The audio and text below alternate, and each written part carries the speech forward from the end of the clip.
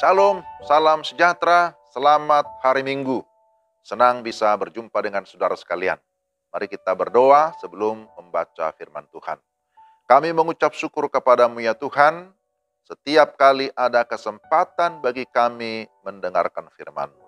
Kami percaya oleh pimpinan Roh Kudus, firman-Mu itu akan menguatkan jiwa kami, akan terus meneguhkan iman kami. Dalam nama Tuhan Yesus. Amin.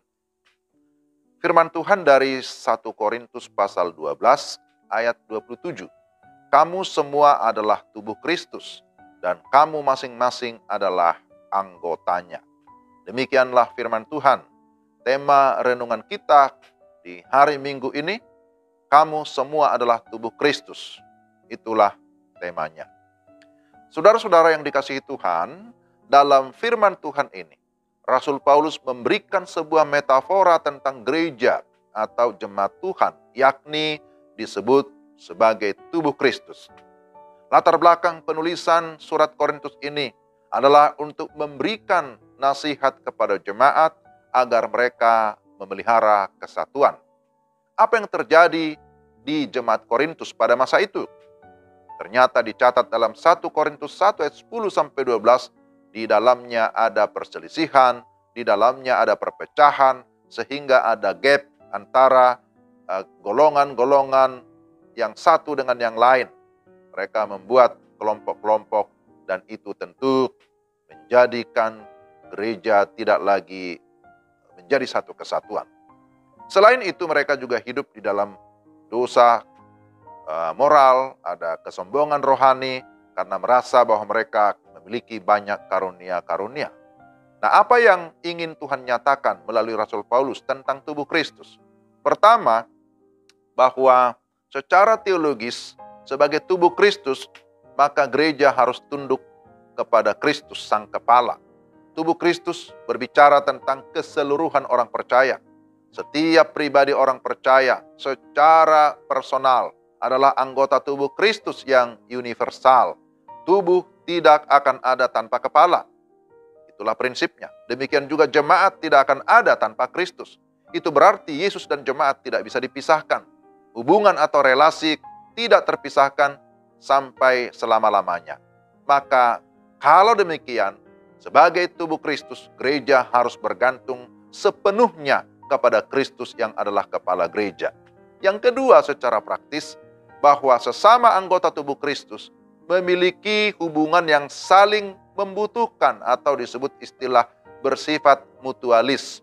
Relasi yang bersifat mutualis artinya saling membutuhkan satu dengan yang lain.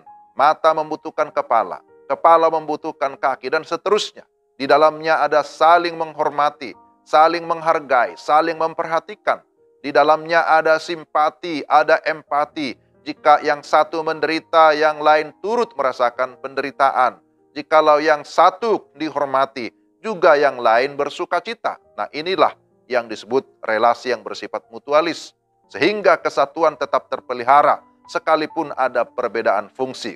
Jadi kita pernah mendengarkan prinsip Bhinneka Tunggal Ika, ya unity in diversity. Sekalipun berbeda, tetapi kita tetap satu. Nah, ini perlu ditekankan untuk menghindari adanya perpecahan. Kita memiliki perbedaan, ya, tetapi mari kita tetap fokus kepada kesatuan. Maka jangan menonjolkan label, oh saya orang Yahudi, kamu Yunani.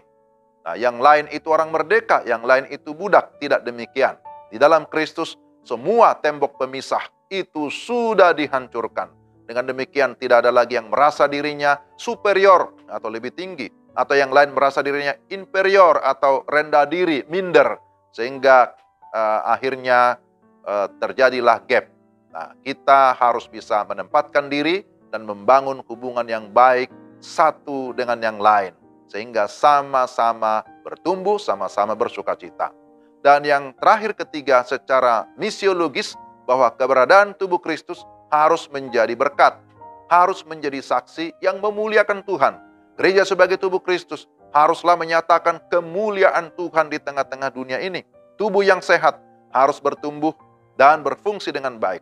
Masing-masing anggota menjalankan fungsinya dengan sebaik-baiknya, sesuai dengan karunia yang Tuhan berikan. Semua kita punya karunia yang Tuhan berikan. Dan mari kita pergunakan untuk saling membangun, untuk memuliakan nama Tuhan. Jadi tujuan adanya gereja, tubuh Kristus adalah untuk menyaksikan Kristus ke seluruh dunia. Itulah yang merupakan sasaran utama. Jadi jika kita perhatikan di dalam 1 Korintus 15, Paulus berkata, yang sangat penting sudah kusampaikan. Apa itu? Injil Yesus Kristus. Jadi keberadaan tubuh Kristus haruslah memberitakan tentang Kristus yang sudah mati dan bangkit. Dialah satu-satunya penyelamat. Dialah kepala gereja. Dialah yang mempersatukan kita. Maka kita bersyukur untuk setiap kesempatan Tuhan berikan kepada kita untuk melayani. Mari kita pergunakan seluruh kesempatan itu. Mari kita pergunakan tubuh kita sebagai persembahan yang hidup, yang kudus, dan yang berkenan kepada Allah. Amin. Mari kita berdoa. Tuhan, terima kasih untuk renungan hari ini. Kami berdoa supaya Tuhan Allah Roh Kudus memberikan kami kemampuan untuk kami dapat menerapkan di dalam kehidupan kami, baik di tengah-tengah gereja, bahkan dimanapun kami berada, dalam nama Tuhan Yesus. Amin. Demikian renungan kita. Tuhan memberkati saudara sekalian. Shalom.